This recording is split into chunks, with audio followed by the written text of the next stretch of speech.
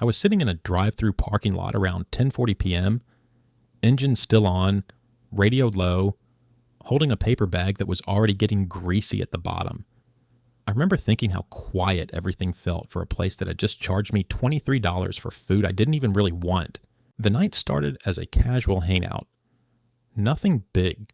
Nobody forced me into anything. We just didn't feel like cooking, didn't feel like arguing about where to go, didn't feel like making it weird, so I paid for ease. Again. Sitting there, I realized this was becoming familiar, not the food, the feeling, that small relief you get when things stay smooth. No tension, no awkward pause, no one disappointed. It didn't feel irresponsible, it felt polite.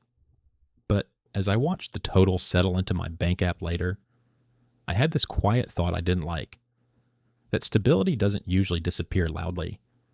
Sometimes it just leaks out through nights like this. Somewhere along the way, I learned that money could solve social friction faster than words ever could. Picking up the tab so no one has to split it, ordering delivery so nobody argues, adding an extra drink because leaving right now feels abrupt. At the time, I told myself I was being easygoing, low maintenance, the kind of guy people like to invite places. And honestly, it worked. Things stayed smooth. Nobody flinched. Nobody sighed. What I didn't notice was how often the money wasn't buying enjoyment at all. It was buying silence, buying continuity, buying the feeling that everything was fine, even when my budget wasn't. I didn't feel reckless. I felt generous. That's the uncomfortable part. Because when I finally looked back at the pattern, I realized I wasn't paying for fun nights out. I was paying to avoid small moments of discomfort, and those moments were cheaper than I thought. Group dinners were where this really hid in plain sight. You sit down, menus are already open, and nobody wants to be the first person to slow things down. Someone mentions a place that's a little nicer, and everyone nods like that was the plan all along. I used to tell myself I didn't care. I'd say things like, I'm good with whatever, and I meant it socially. Financially, I wasn't even part of the conversation. By the time the check came, the number felt familiar enough to ignore. 45 here, 62 there. Add a drink, add tax, add tip. What bothered me later wasn't the price itself. It was realizing that my default setting had become voluntary, overextension. Nobody asked me to do it. I just didn't want to be the one who disrupted the rhythm. Looking back, that's where the money stopped feeling like money and started feeling like etiquette. It was always the small upgrades that got me. The ones that sound reasonable when you say them out loud. A better seat, a closer spot, the faster option. $10 more, maybe $15. I told myself those weren't real expenses. They were adjustments, little improvements that made the night flow better. But they happened constantly. That was the part I missed. When something happens once, it's a treat. When it happens every week, it's a system. I didn't build that system intentionally. It just formed around me because I kept choosing whatever felt easiest in the moment. Months later, when I tried to remember where my money was going, none of these moments stood out. They were too small to remember individually. Together, though, they were heavy. That's the part that makes you uneasy, realizing the damage didn't come from bad decisions, just unexamined ones. Subscriptions were another quiet place this showed up. Shared streaming accounts, apps everyone was using, free trials that weren't really free. Someone would say, "It's only $12, and I'd nod like that was nothing, and it is once. But $12 a month is $144 a year. Multiply that by a few different services, and suddenly you're paying rent on entertainment you barely notice. I remember scrolling through my bank statement one night and seeing names I didn't even recognize anymore. Things I signed up for just to stay included. To not be the person who couldn't watch the show or join the conversation. None of it felt like overspending. It felt like participation. That's what made it tricky.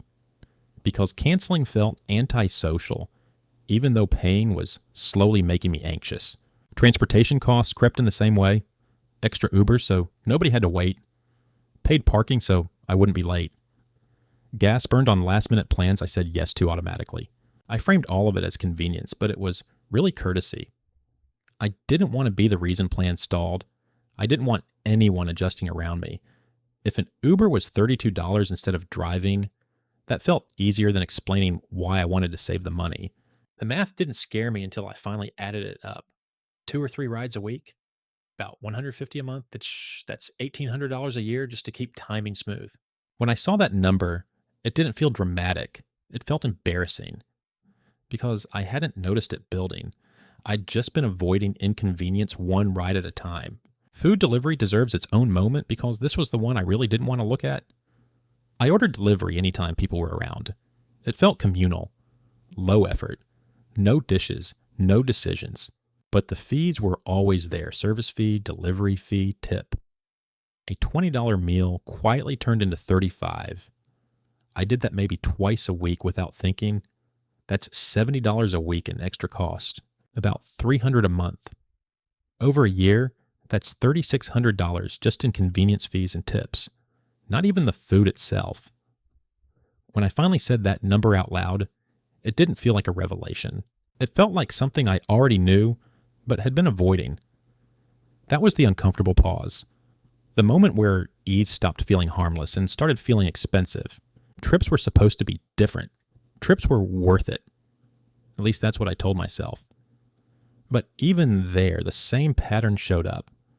Slightly nicer hotels, extra activities, upgraded rentals. Saying no felt heavier than saying yes, especially when everyone else was excited. I'd think about the cost later, not now. Later always came faster than I expected. Credit card balances didn't care how good the memories were. I remember coming home from one weekend away and feeling more stressed than rested. The trip didn't create the financial tension, but it definitely exposed it. That was hard to admit because we're taught that experiences are the good kind of spending. Nobody talks about what happens when the experience ends and the bill doesn't. Work lunches and after-hours drinks were framed as networking. That word did a lot of work for me. It justified costs I wouldn't have accepted otherwise. $15 lunches, $20 drinks. It's for work, I'd tell myself, even when the conversation drifted into nothing memorable. Most of those connections faded quickly. The charges didn't. What bothered me wasn't that I spent money trying to be visible. It was realizing how little return there was, financially and emotionally.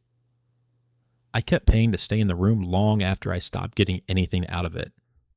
That's a hard thing to notice about yourself, especially when everyone around you is doing the same thing. Saying yes became automatic. Last-minute plans almost always cost more, higher prices, fewer options, more fees. But saying no felt like breaking momentum. I liked being the guy who was always down, always available. I didn't track how often that availability came at a premium. When I finally looked back, it was obvious. Spontaneity isn't free. It just charges you later. The part that stuck with me was realizing how often I chose immediacy over intention. Not because I wanted to, but because pausing felt awkward. Money filled that gap. Quietly. This was the part I didn't want to look at first. Not the numbers themselves, but my behavior around them. I avoided totals. I avoided patterns. As long as each decision felt justified on its own, I didn't have to confront the whole picture. That avoidance felt like peace. No stress, no guilt, no hard conversations with myself. But peace built on avoidance is temporary.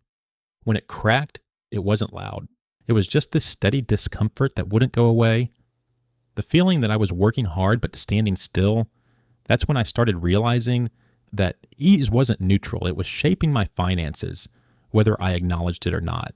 Credit cards made everything smoother. That was their real power. I could say yes without feeling the impact immediately. I told myself I'd deal with it later. Later came with interest. Later came with balances that didn't match my memory of how I'd lived. When I finally added up how much interest I paid in a year, just interest, it was over $1,000 for nothing tangible, no product, no memory, just time.